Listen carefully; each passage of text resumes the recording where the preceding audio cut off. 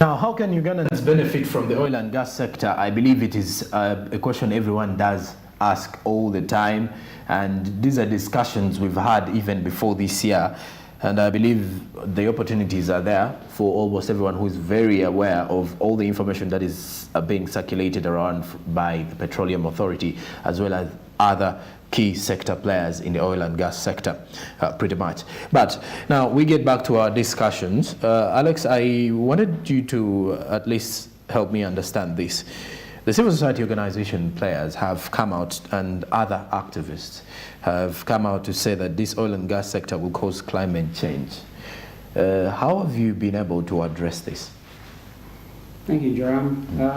Indeed, really, there's a lot of I should probably even call it misinformation out there, okay, and that has come through. But if you take time to study and look at these projects, you will probably realize that a lot of that information that is out there is not entirely true. Of course, it is true that with most of the significant projects world over, they have different impacts, both to communities, the environment, and the like. But we know that it's a standard practice for such projects to undergo what we call the environmental social impact assessment, which of course all our projects, that is Tilenga, Kingfisher, and ECOP, have really undergone. They've undergone that process. For Tilenga, it was done in 2019. It was 2018, I recall, okay, and of course approved eventually for Kingfisher. It was 2019. For ECOP as well, it was 2019. There were public hearings, because these are processes that are consultative. Now, these environmental social impact assessments, they identify all the risks that are involved or that are associated with the project. You propose mitigation measures, and then you implement those mitigation measures. So all the three projects of Tilenga, Kingfisher, and ECOP have undergone that particular stage, that vetting, and the National Environment Management Authority has duly approved those environment social impact assessments. They are very clear. There are various social management plans that detail on the different risks that relate to environment, that relate to communities, all the social governance issues, how they will be addressed. Okay, so and it's now as government, we'll make sure that those plans, those proposals, those mitigation measures that have been proposed actually put in place. So we are confident that these projects will not hurt the environment, like most of the activists are saying, because they've gone through that rigorous process and have been recognized and certified by even bodies like IFC.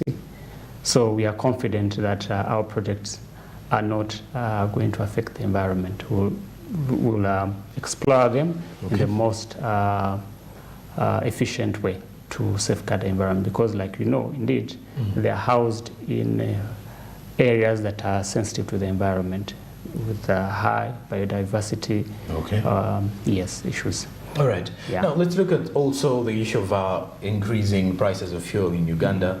Ugandans have this particular feeling that by the end of 2025, or let's say 2026, or in the next years to come, after Uganda's oil and gas is now up and running, there are chances that our fuel prices will not be as high as now. How true is that? Well, of course there are benefits that will accrue to us as a country, and even in individuals, in terms of how much the white product eventually costs, and that's why there's also a drive to have the refinery on board. And maybe the biggest difference will probably arise from the difference in terms of the transportation, because you will not be, especially for white products that will be from the refinery, then you'll not have to incur that cost of transportation that is not as high as what you would ideally incur from when you're actually importing it. So there's going to be a bit of relief, maybe not a significant change, but a bit of relief really, because the taxes now, there's an impact on taxes and how much you pay or what you actually pay, because now you're not importing, but also on the transportation charges that you'll be incurring, because now you'll be picking very close, it's within country, not importing it from abroad. So are we likely to stick to, for example, the international charges that have been there even after oil and gas? Yes, of course the gate price for the white products as per import parity, so they will be competitive and will be in line with the international market. But then now our worry would be, how shall we benefit if at all it stays like that? Well, like I mentioned, you will have benefits if you're a trader and you are previously shipping in diesel, for instance, from outside the country, then you'll have an opportunity to actually buy it locally, and you'll be saving on the transport cost, for instance. Even the taxes that you'll be paying will be not the same taxes you would ideally pay when you're importing, and that feeds into the savings and drives the final price that you'll be charging the final consumer. Okay. Now this gets me to my next question. Which systems have been put in place to ensure that the oil and gas sector is a success? Well, I'm sure you probably refer to either the National Supplier Database and the NTR. And those, I touched a bit of them.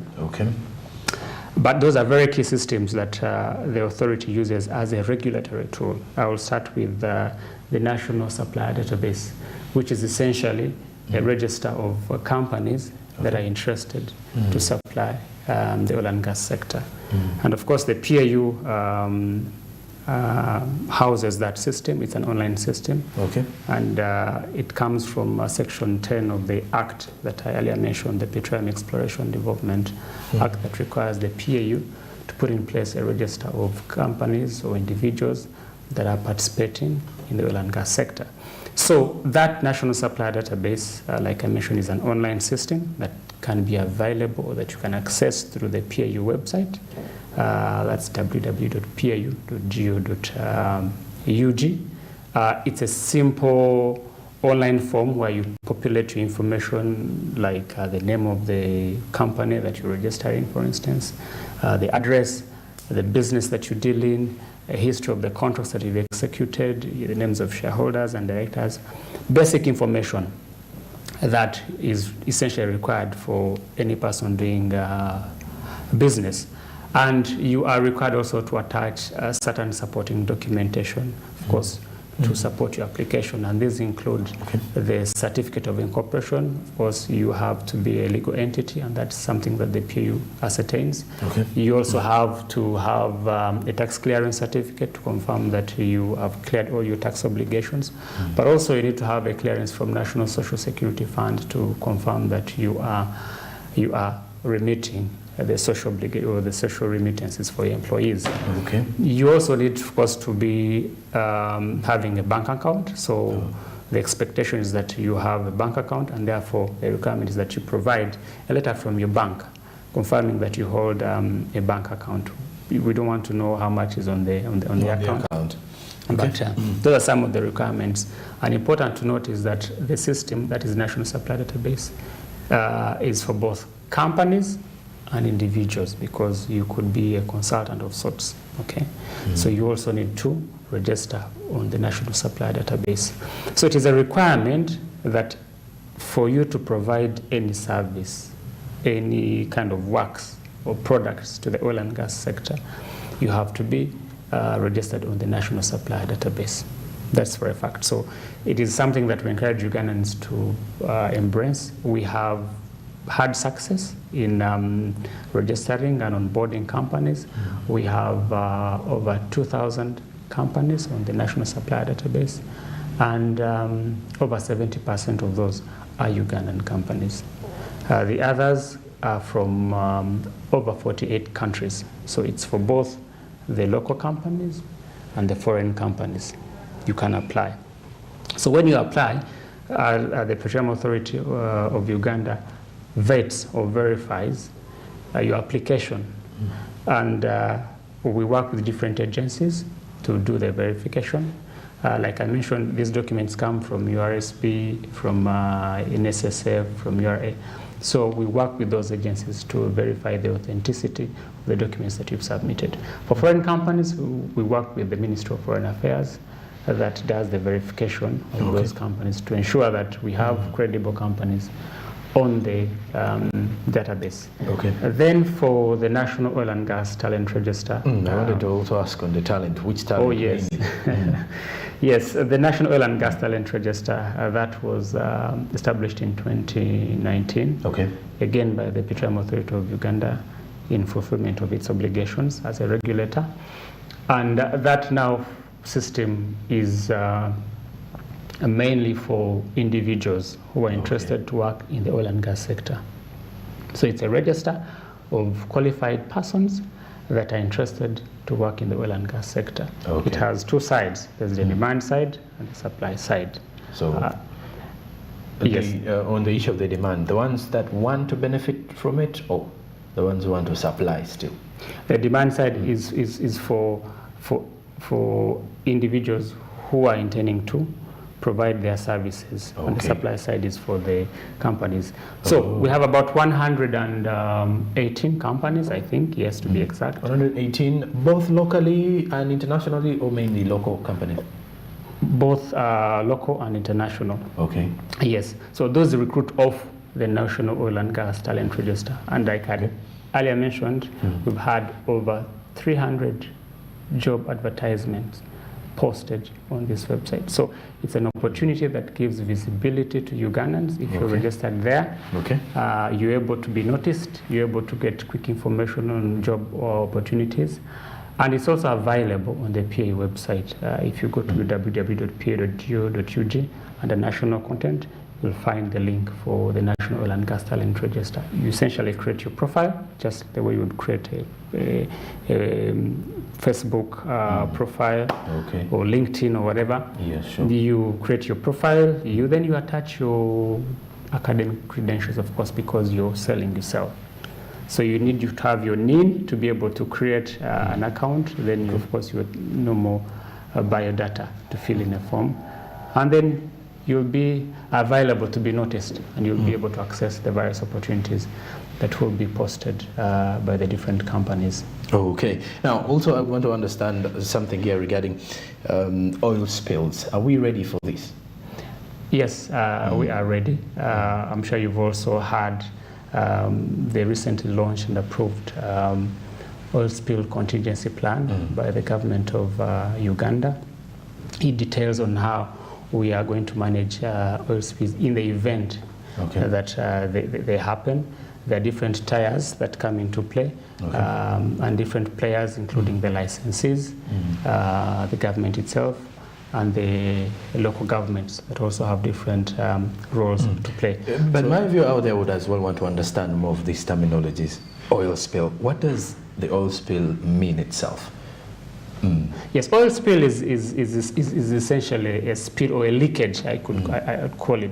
So the assumption is that, of course, like any project, you want to be sure that you've covered any gaps that might arise, all the risks that you might encounter. So you study and ascertain that there's a possibility of a leakage, of course, which is something that is recognizable world over for all these projects, and you're expected to put in place a mitigation measure. So it's essentially a leakage of the crude, and the plan is how do you manage it? If you have a leakage along a certain path, is it the pipeline, is it in the oil fields? How do you manage that risk and to mitigate any damage that might arise?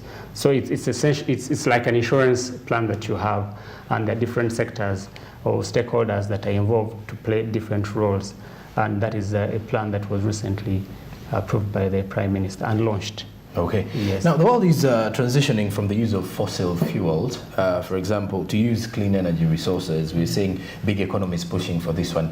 Isn't this a worry for us, for our oil resources, for example, the prospects and the high optimism that we have in our oil and gas sector? I think that is not, that shouldn't even be a worry. Demand for crude is still growing. All right. At least in the foreseeable future, for close to about, for the next 40 years, the demand for crude is evident. It's growing. So we are very sure that, and that's why you see there's interest in investors to invest in these projects, because they know that the demand is there and it's feasible. But also, like we've earlier mentioned that these projects also have different mitigation measures to counter any risks to the environment that are contained in the environmental social impact assessments. So I think, in our opinion, the demand for crude is growing, at least in the foreseeable future, and we are confident that the investment that we are making, or the companies are making, it makes a lot of sense. Okay. So there's going to be demand for it. We're not worried about the changes. Of course, transition is going to come, but it's not in the near future. Okay. Yes. Okay. Lastly, I've got 3 minutes for you to give your final remarks. But in there, I would as well want you to give us the benefit. What are those requirements, rather, that our local investors who are eyeing the oil and gas sector need to have before they can seek for those opportunities? Thank you very much. First of all, just to thank the viewers for taking time to watch the show. And also thanking you for inviting the PAU. Okay. What we share here is very, very critical for people who are intending to participate in the sector. It's important that we take a few items of this discussion, like I mentioned, and I would like to repeat. If you want to participate in the oil and gas sector, if you're a company, you need to register on the National Supplier Database. That is very key. Kindly take time to visit the PAU website and register your company.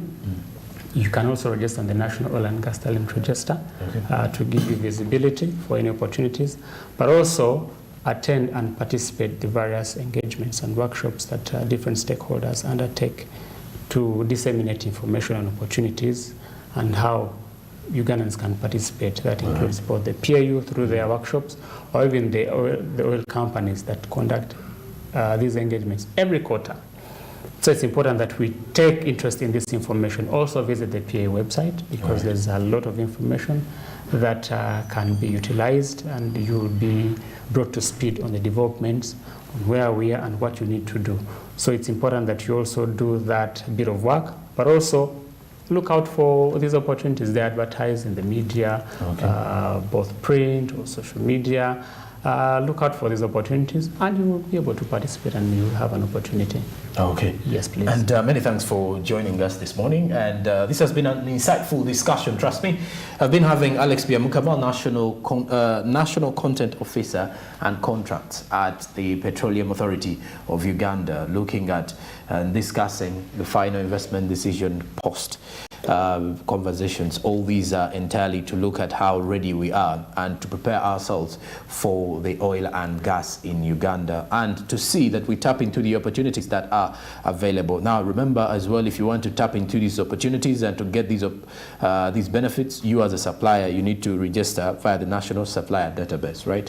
And then you're good to go. So, and you'll be following the prospects. Terms and conditions do apply, of course, and then you will have to experience some competition, because everyone is eyeing the sector and everyone is very good at what they're doing. So with that, we come to the end of our topic of discussion this morning.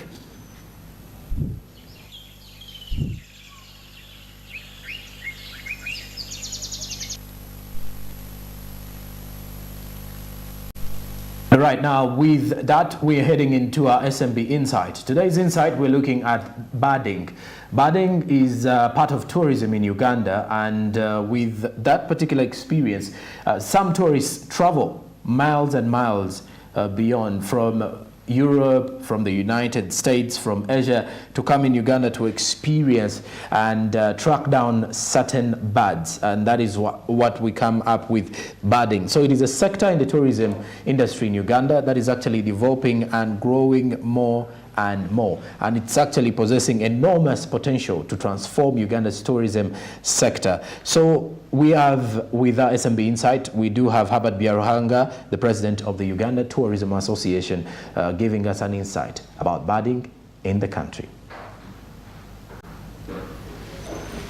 We have over 1,085 species of birds, different species of birds recorded in Uganda, found in different habitats,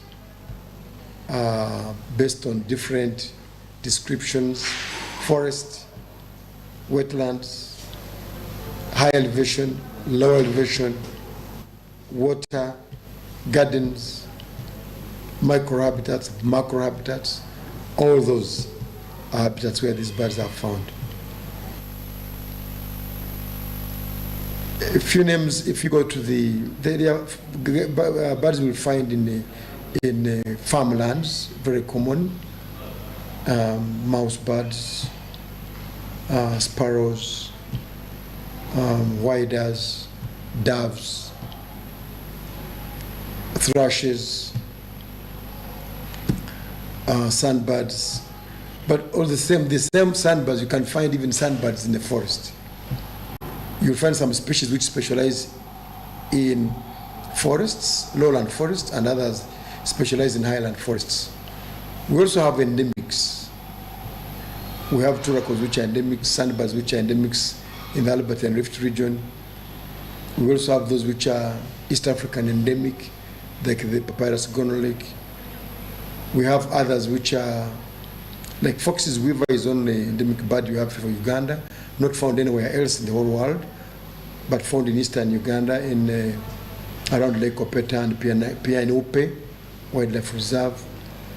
So we look at birds depending on their habitats. To government would be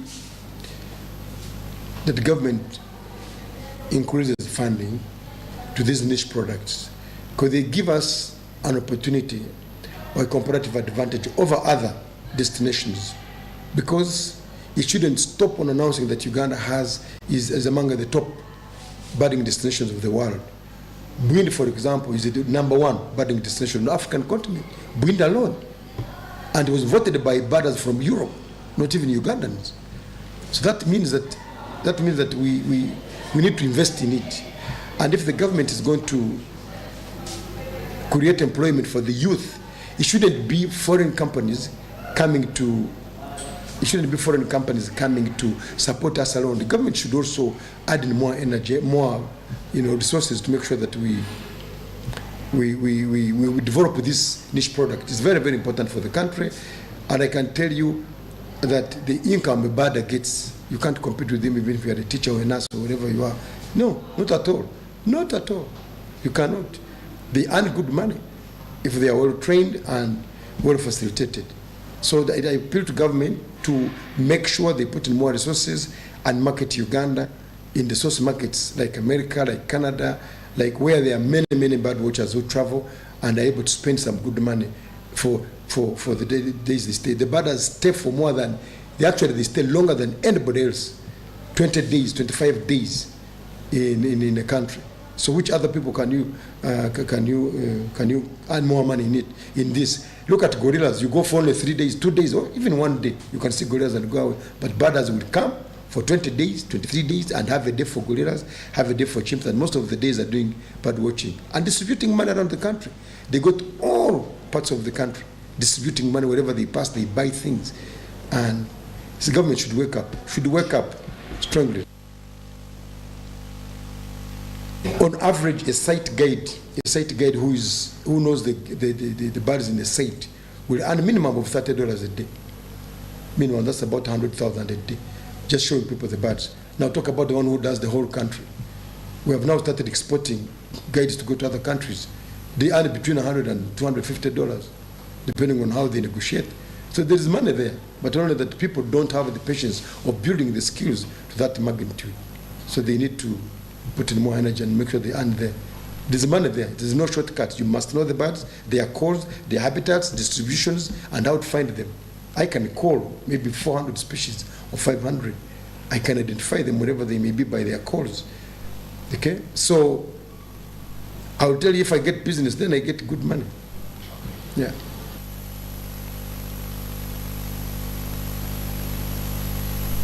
Right, now the birding and the tourism sector is one of the great contributors to the nation's GDP. Uganda is endowed with a number of different birding grounds from different locations. For example, Queen Elizabeth National Park, we have Rwenzori Mountain National Park, we've got the Chibale National Park and many others, and as well also with the Uganda Wildlife Education Center, formerly the zoo in Entebbe. So as you've seen, Herbert Byarhanga, the president of the Uganda Tourism Association, was urging the government to increase on funding into the birding sector, because Uganda provides the best birding scenery in the whole world, which provides a comparative advantage of the nation, which in turn results to increased revenue. Well, as you can see, he has actually highlighted that as a tracker in the birding sector, one can earn 100,000 for just a hunt of one bird in a space of maybe 1 hour or 30 minutes, if at all the bird has been caught. And for those who are actually more experienced, actually being exported out of the country, they're actually looking for different sources of income from different countries in bird tracking. So there you have it. It's a sector that is employing people, and it's a sector that can steadily shape our tourism industry in Uganda. It's 27 minutes past the hour of 9 o'clock. It is the third hour of your daily Kickstarter. I'm Jerome Hall Sonko. I return with more from Smart Means Business. Please stick around with me. Good morning.